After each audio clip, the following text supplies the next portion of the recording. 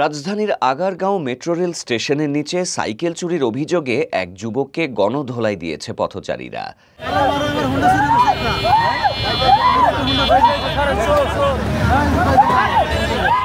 রোববার বিকেলে এই ঘটনা ঘটে। প্রত্যক্ষদর্শীদের বরাতে জানা যায়, অভিযুক্ত যুবক দীর্ঘদিন ধরে রাস্তায় বসবাস করেন। এদিন তিনি সাইকেল চুরির চেষ্টা করলে পথচারীরা দৌড়ানি দিয়ে ধরে ফেলে। মুহূর্তে উত্তেজিত জনতা মব তৈরি করে গণধোলাই শুরু করে। এ সময় ঘটনাস্থলে উপস্থিত ঢাকা প্রেসের এক সাংবাদিক বিষয়টির ভিডিও ধারণ করতে গেলে পথচারীরা অভিযোগ অস্বীকার করেন।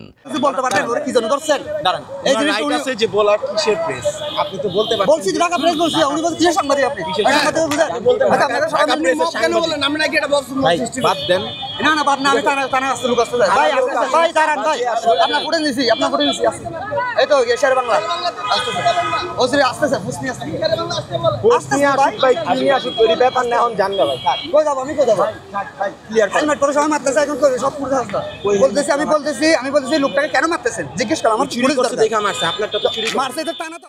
এক পর্যায়ে সাংবাদিকের সাথে কয়েকজনের বাগবিতণ্ডাও হয়। এ সময় শেরেবাংলা নগর মডেল থানার ওসিকে জানানো হলে তাৎক্ষণিকভাবে পুলিশের একটি টিম ঘটনাস্থলে পৌঁছে।